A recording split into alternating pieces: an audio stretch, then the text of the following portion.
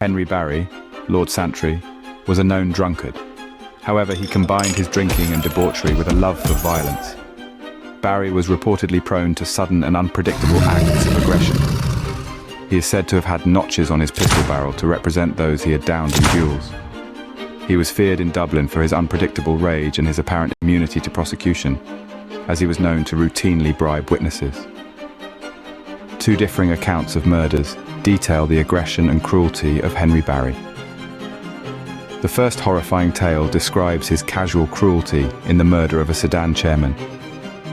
Having forced a poor chairman that had been used to carrying him, who was lying sick abed, to drink a quart of brandy, then, with kindled spirits, he set fire to the sheets. The wretch, lying all aflame, soon expired in the most excruciating torture.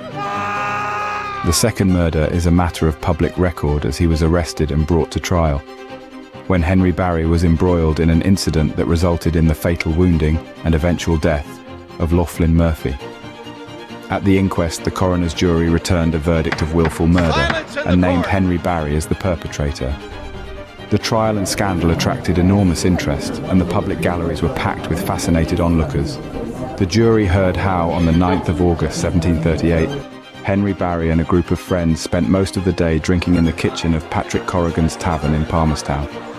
At one stage, the victim, Laughlin Murphy, who was already acquainted with Henry Barry, passed by the kitchen door. Barry invited him to join the company. Murphy accepted. The group began to disperse as the night wore on, leaving only a Mr. Humphreys, Laughlin Murphy, and a horrendously drunk Henry Barry. Wholly intoxicated, Barry had quarrelled repeatedly with Mr. Humphreys. Several times he tried to pull his sword, though he was too incapacitated to withdraw it from the scabbard. In a rage, Henry Barry stormed from the room, only to collide with Murphy. He shoved Murphy back into the kitchen and threatened to run through the next man who spoke. Murphy, with ill-judged courtesy, wished that no one might offend the noble lord.